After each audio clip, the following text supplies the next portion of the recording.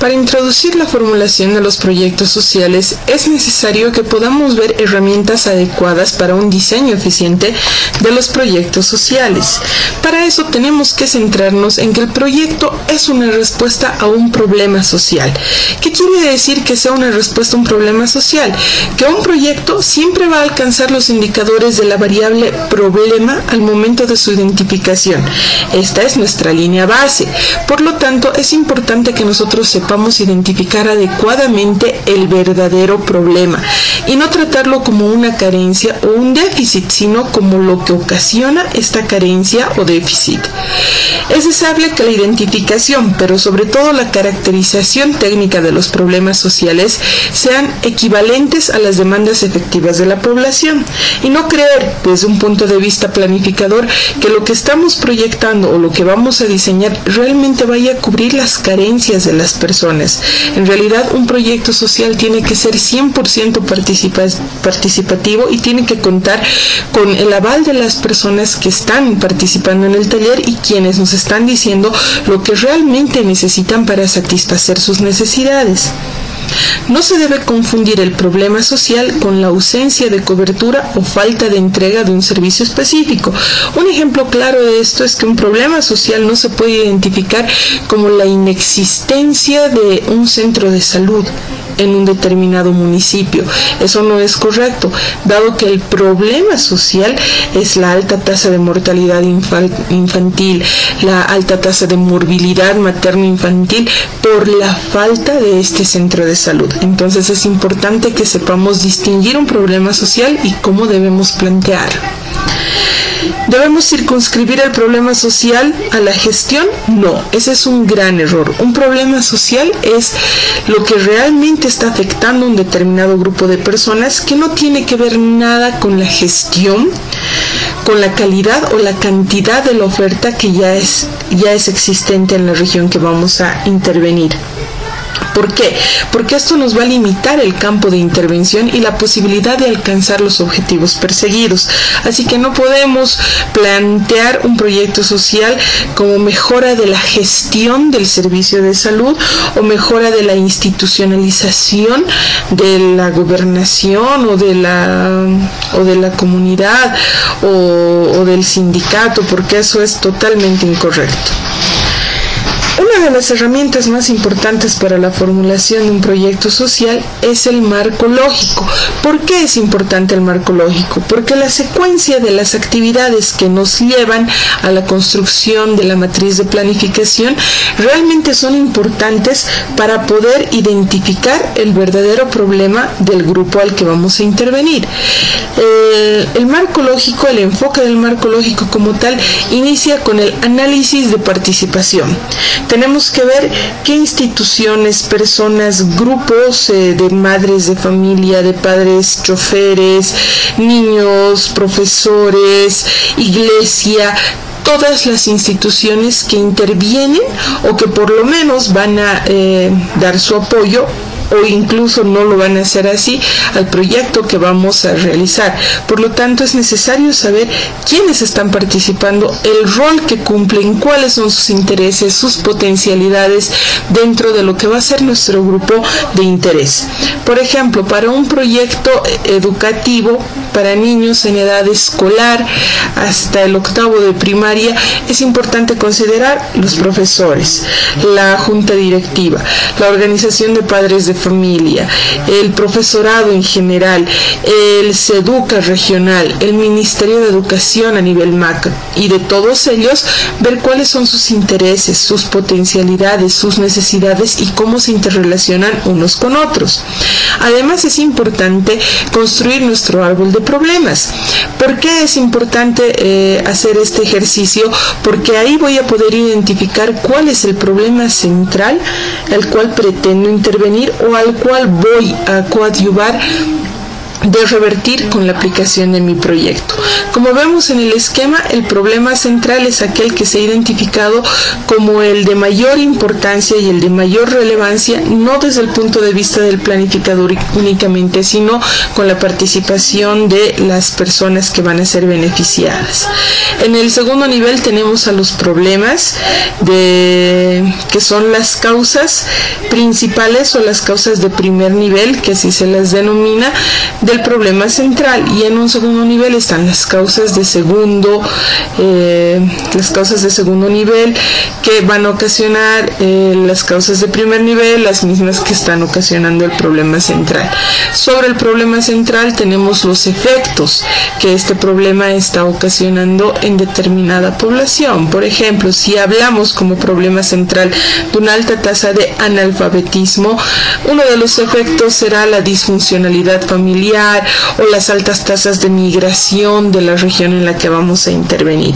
Por eso es importante construir el árbol de problemas. Como tenemos un árbol de problemas, también tenemos que construir como tercer paso dentro del marco lógico un árbol de objetivos. Todos los problemas identificados con la herramienta anterior ahora se convierten en positivo y son las acciones, son los resultados y son los objetivos que yo voy a alcanzar con la aplicación de mi proyecto. Entonces el problema central se convierte en un objetivo central. Es importante considerar la redacción del mismo, dado que se lo debe expresar como una acción ya cumplida.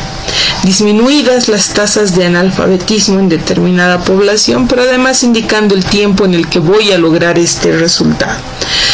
Por debajo del objetivo central están los resultados o los componentes de mi proyecto, y debajo de estos están los medios de segundo nivel que me van a permitir lograr los resultados. El logro de los resultados me van a permitir lograr el objetivo central. Y por encima están los fines, que más allá del alcance de mi objetivo central, seguramente van a coadyuvar a cumplir otros tantos objetivos, como la disminución de la tasa de migración, campo-ciudad, o la funcionalidad de las familias o la unión de las familias.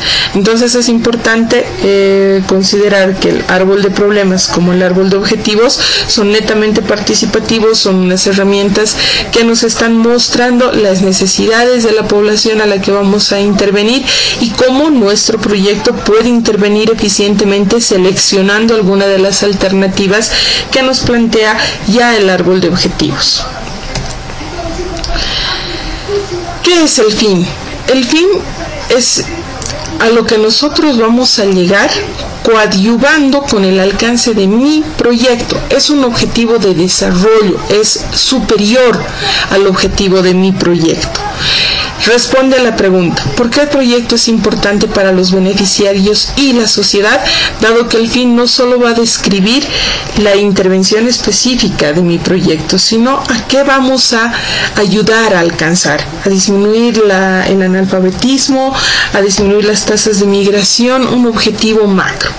El propósito, sin embargo, responde a la pregunta: ¿por qué el proyecto es necesario para los beneficiarios?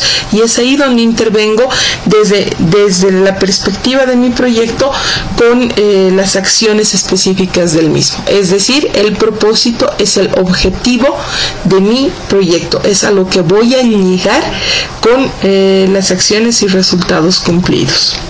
Los componentes o los resultados responden a la pregunta: ¿qué entregar el proyecto? Capacitación, asistencia técnica, alimentos, semillas. Los resultados que voy a ir obteniendo de la secuencia lógica de las actividades que realice dentro de mi proyecto. Por último, las actividades me van a describir qué voy a hacer con el proyecto, qué actividades: talleres de socialización, talleres de capacitación, en un proyecto netamente productivo, plantación de distinto tipo de árboles frutales o alfalfa mejorada para la alimentación del ganado vacuno, etcétera. Son las actividades propias de mi proyecto. Por lo tanto, es importante ver que en la matriz de planificación tenemos una lógica vertical. ¿Eso qué quiere decir? Que la matriz se va a plantear desde el fin, que es el objetivo macro, el objetivo mayor, el objetivo de desarrollo, el propósito, que es el que sí voy a cumplir con mi proyecto y el que tiene que estar bien especificado en cuanto al tiempo, al lugar, el número de beneficiarios y específicamente el impacto que voy a pretender lograr con mi proyecto. Los componentes o los resultados, que son todos aquellos que son necesarios para cumplir mi propósito, y las actividades que desde un punto de vista secuencial y lógico deben ayudarme a cumplir los resultados. Por lo tanto, respondemos a las preguntas en esta lógica vertical desde el fin. ¿Cuál es la finalidad del proyecto? El propósito. ¿Por qué se lleva a cabo el proyecto? Los componentes o resultados. ¿Qué debe ser producido por mi intervención? Y las actividades. ¿Cómo se producirán los componentes? Es decir, ¿qué pasos lógicos debo seguir para cumplir mis componentes o resultados? Por lo tanto, una vez que he definido la lógica vertical de la intervención y ya he definido qué actividades tengo que realizar, qué resultados tengo que lograr, qué objetivo específico voy a cumplir y cómo este va a coadyuvar a cumplir el objetivo general, debo plantearme indicadores. Los indicadores son expresados en términos de cantidad, calidad y tiempo. Así que cumpliendo con estas características, un indicador realmente va a reflejar lo que estoy realizando con mi proyecto. Por ejemplo, en un objetivo específico que sería nuestro propósito de reducir las tasas de mortalidad materno-infantil en el municipio de Chayanta, podríamos plantearlo desde reducida la alta tasa de mortalidad materno-infantil en un 5% en 3 años de la intervención de mi proyecto en el grupo focal de madres embarazadas y niños menores de 5 años del municipio de Chayanta. Entonces el indicador es válido porque me está midiendo cantidad, calidad y tiempo en el que se va a ejecutar el mismo.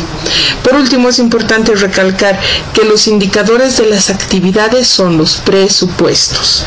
Si necesito desarrollar talleres de socialización, pues el indicador de haber realizado el taller de socialización es el resumen presupuestario, cuánto me ha costado la organización del mismo. Los medios de verificación. ¿Cómo obtenemos la evidencia? Si ya he planteado los indicadores, tengo que guiar a quien va a evaluar mi proyecto a que encuentre esa información de los indicadores, y eso solo lo va a realizar a través de los medios de verificación. Estos deben ser prácticos, pero sobre todo económicos, dado que la característica de un proyecto social es justamente un fondo perdido, algo que no vamos a poder recuperar. Así que mientras menos invirtamos, pero más beneficio social tengamos, mejor. Los medios de verificación proporcionan las bases para supervisar y evaluar los proyectos. ¿Dónde consigo la información? Estadísticas del INE, registro de asistencia de las personas, facturas, recibos, para respaldar el resumen presupuestario de las actividades. Por ejemplo, es la única forma de hacer el control, de verificar que realmente se ha gastado lo que se ha planificado. En el caso de los componentes propósito y fin, los medios de verificación pueden ser recopilados desde fuentes secundarias como datos estadísticos, registros, como de información primaria a través de las entrevistas a las personas clave o a los beneficiarios directos del proyecto. Y por último, los supuestos. Los supuestos son riesgos tanto financieros, ambientales, institucionales, políticos, sociales y otros factores que pueden hacer que el proyecto fracase. Una matriz de marco lógico muy bien estructurada requiere que los supuestos hayan sido contemplados en el diseño, tanto a nivel de actividad, componente, propósito y fin. Los supuestos deben situarse en un nivel indicado de acuerdo al planteamiento. ¿Esto qué quiere decir? Que un supuesto no puede estar situado en el fin como en las actividades, porque son factores que si se han si se han contemplado dentro de las actividades, no tendrían por qué repetirse dentro del fin. Además, que supuesto del fin, por ejemplo, es la estabilidad política, que no tiene nada que ver con el desarrollo de nuestras actividades. Ahora, un supuesto válido para actividades es que los recursos financieros proyectados sean desembolsados en su oportunidad para cumplir con las actividades. Esos sí son válidos, así que tenemos que situar los supuestos en el lugar donde corresponden. Y los mismos deben proporcionar las bases también para supervisar y evaluar los proyectos. Entonces, la lógica horizontal de un proyecto social está cubierta desde el fin, indicador, medio de verificación y supuestos.